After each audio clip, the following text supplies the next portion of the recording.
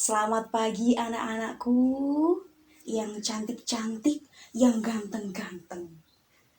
Bagaimana kabarnya hari ini? Alhamdulillah, luar biasa. Allahu Akbar. Yes, yes, yes. Semangat sekali. Untuk mengawali pagi yang cerah ini, pagi yang sangat indah, kita awali dengan berdoa terlebih dahulu. Siap? Angkat tangannya yang siap. Ya, Mbak Ria, Mbak Jusnun sudah siap untuk berdoa. Silakan tangannya di atas meja, kita berdoa dengan rapi. Kita berdoa pakai lagu. Angkat tangan kananmu, angkat tangan kirimu, letakkan depan dada, mari kita berdoa. Siap? Ya, ayo coba.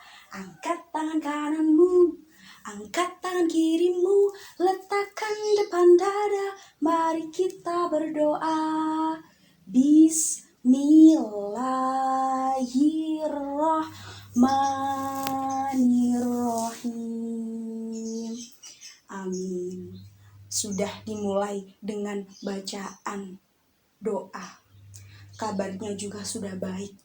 Sekarang Ibu ingin memastikan apakah personil siswa-siswiku yang cantik dan ganteng ini sudah lengkap atau belum. Oke? Ria sudah masuk. Doni masuk. Kayaknya semuanya ini sudah masuk. Apa ada yang tidak masuk hari ini anak-anak? Oh, tidak ada. Baik, kalau begitu kita langsung mulai pembelajaran di hari ini. Siap? Siap. Minggu kemarin kita telah belajar tentang keanekaragaman budaya Indonesia. Kita sudah mempelajari budaya-budaya di Indonesia, mulai dari sukunya, bahasanya, rasnya, hingga berbagai karakteristik yang unik di setiap daerah di seluruh Indonesia. Nah, hari ini Ibu akan mengajarkan kalian tentang sesuatu yang berhubungan dengan rasa cinta tanah air kita, nasionalisme. Karena berhubungan dengan kemerdekaan Indonesia.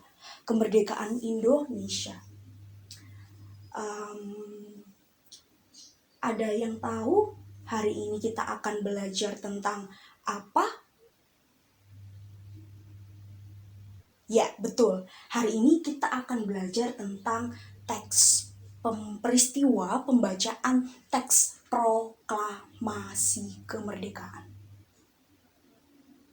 Ada yang sudah pernah mendengar di televisi atau menyaksikan di buku bacaan, atau ketika Ibu yakin sekali kalian sering mendengar teks proklamasi ya. Cuman mungkin dari kalian ada yang belum paham tentang bagaimana peristiwa teks proklamasi tersebut sampai bisa ada upacaranya dan sebagainya. Ada yang udah hafal apa belum? 2 ya yang hafal. Oke. Akan Ibu berikan materi terlebih dahulu ya.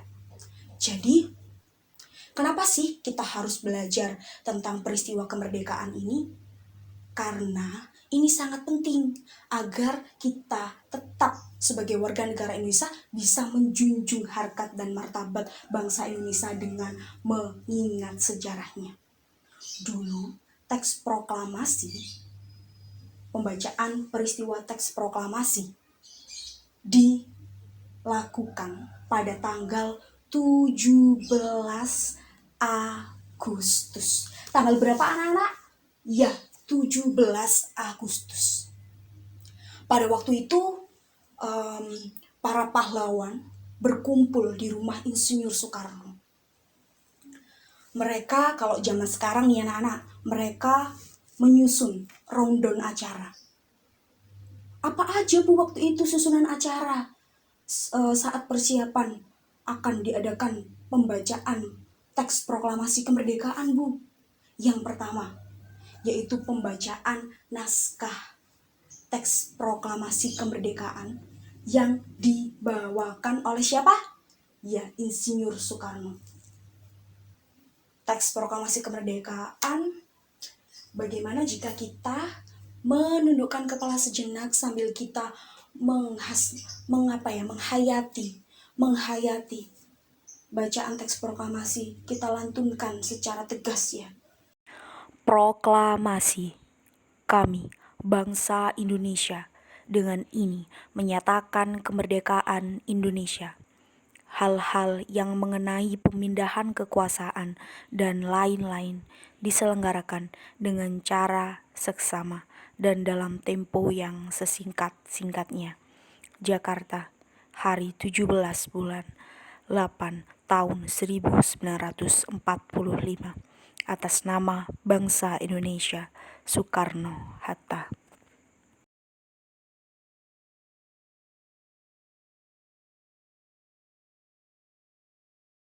Ya, dihafalkan, ingat, dihafalkan, dihayati.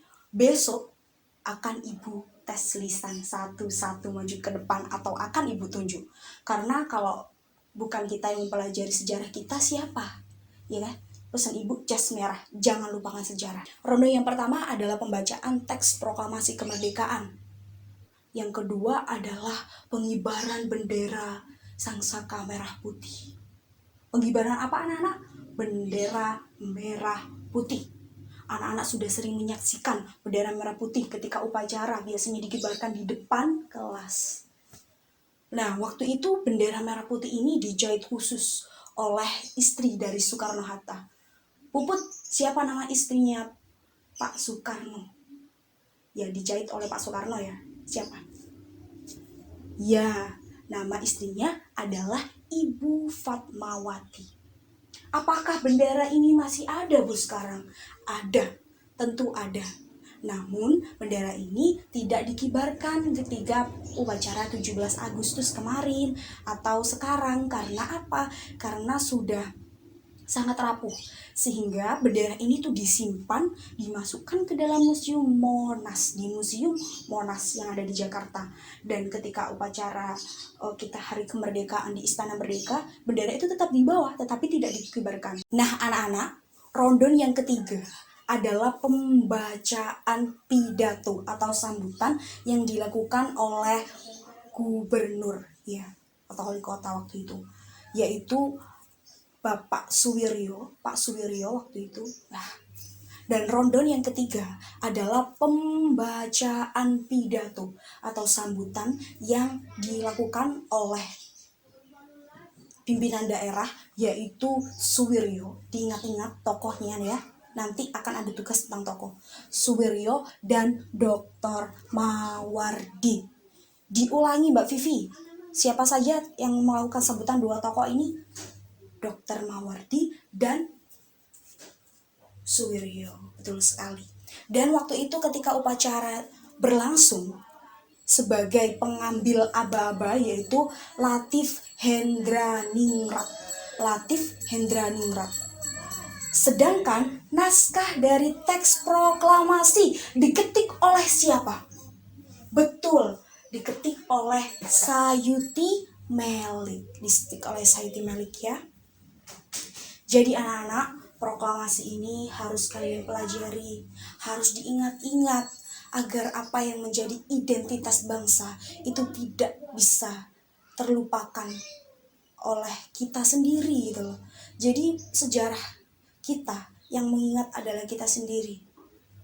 Jangan sampai kita lupa akan sejarah bangsa ini. Nah, selanjutnya setelah mendengarkan penjelasan dari Ibu, kita main ya. Tepuk dulu, tepuk tunggal, ganda. Oke. Kita main dulu. Oke.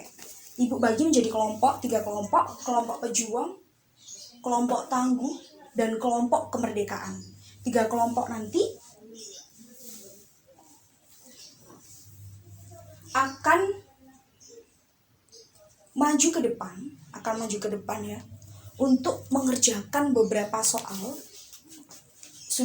Nanti akan sudah Ibu berikan ini ya. Ibu berikan kertas. Kertasnya silakan diisi. Nanti di sini sudah tertera beberapa pertanyaan yang sudah Ibu siapkan. Seperti kapan teks proklamasi kemerdekaan dibacakan? Di mana teks bacaan proklamasi dibacakan? Siapa saja tokoh? Pertanyaan-pertanyaan ini sesuai dengan apa yang telah Ibu jelaskan tadi. Kalau kurang jelas bisa dibaca di buku bacaan di halaman 83. Ya anak-anak, di @myirbaud ini nanti jawabannya silakan ditempelkan ke sini. Ditempelkan ke sini. Ya, sesuai dengan apa yang ada. Sudah selesai? Ya, sudah selesai. Sudah ditempelkan juga di medianya. Pinter sekali anak-anak. Terima kasih partisipasi kalian yang luar biasa. Akan Ibu berikan tepuk apresiasi untuk kalian. Tepuk apresiasi. Mata ini, hati ini, mulut ini mau bilang terima kasih anak-anakku. Ibu akan membagikan 5 soal untuk kalian dikerjakan secara individu. Kenapa Bu kok individu? Kan tadi sudah kelompok, sekarang individu.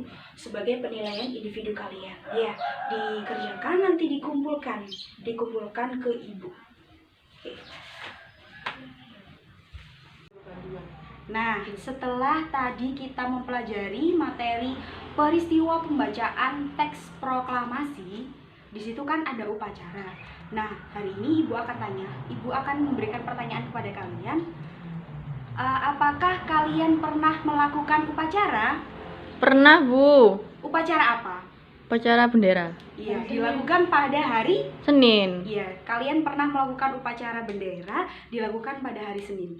Nah, ketika kalian upacara itu kan dilakukan kalau tidak di lapangan, ya di halaman sekolah. Ketika kalian berdiri nih, waktu upacara bendera sekitar setengah jam, apakah yang kalian rasakan anak-anak? Panas dari Iya, sinar matahari, Bu. Panas ya, karena terkena dari terik sinar matahari. Iya. Nah, panas tersebut di dalam IPA disebut dengan kalor. Coba diulangi, disebut dengan apa anak-anak? Kalor.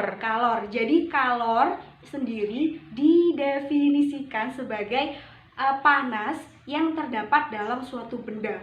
Nah Bu, bagaimana cara untuk mengetahui kalor terhadap suatu benda? Yaitu dengan mengukur suhu benda.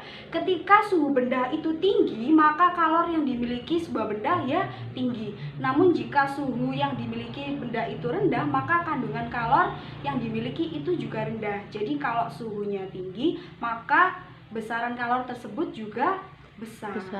Begitu. Anak-anak, kalor tadi kan diartikan sebagai panas. Panas bisa mengubah suhu benda. Nah, kalau kita berbicara tentang suhu benda, kita menyangkut tentang perubahan wujud benda. Ada yang tahu nggak arti dari perubahan wujud itu apa? Apa, Bu? Belum ada yang tahu? Enggak.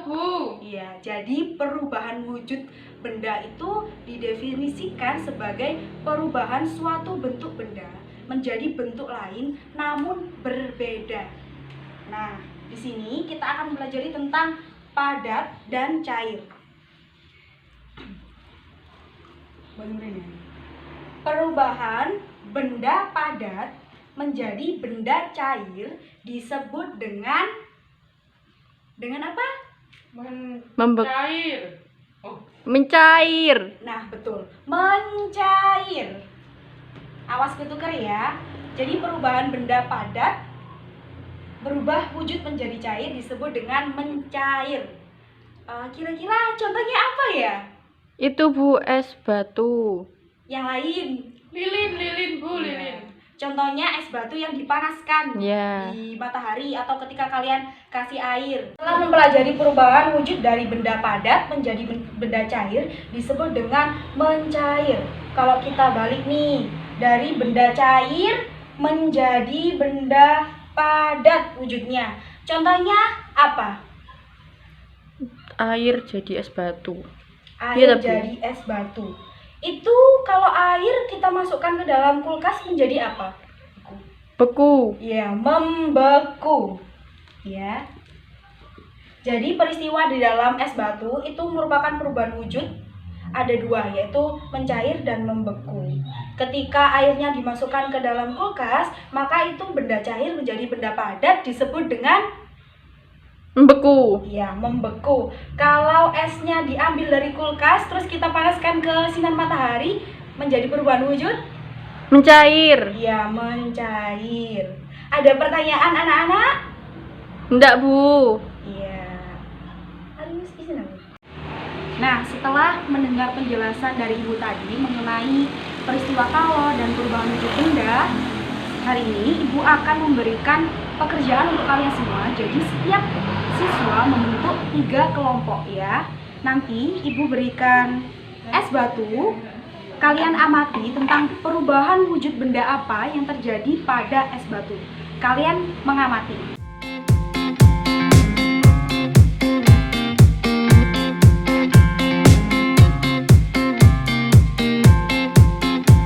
Silahkan menuliskan hasil pengamatan kalian terhadap es batu tadi ya anak-anak ke dalam lembar kerja siswa yang akan Ibu berikan. Semangat! Iya, terima kasih ya, Miss Maria. Nah, hari ini kita belajar apa aja ya tadi ya? Ya, hari ini kita belajar tentang teks proklamasi. Isinya teks proklamasi tadi ada siapa aja tokohnya. Ada Soekarno, Insinyur Soekarno, Mohatta, Suwiryo, Dr. Mawardi, Latif Hydraningrat, ya. Habis itu yang ngetik siapa tadi? Sayuti Melik. Kita juga sudah belajar tentang kalor. Kalor adalah tadi apa? Betul sekali, kalor adalah energi panas yang terkandung dalam sebuah benda. Kita juga telah belajar tentang perubahan wujud. Arti dari perubahan wujud tadi apa definisinya? Yaitu apa? Perubahan yang terjadi pada bentuk benda menjadi bentuk lain yang berbeda. Dicontohkan tadi ada benda mencair, ada membeku. Membeku yaitu dari cair menjadi padat. Mencair yaitu perubahan wujud dari padat menjadi cair. Contohnya es batu yang dicairkan. Kita juga setelah melakukan percobaan tadi yang sudah anak-anak tuliskan pada lembar percobaan. Oke?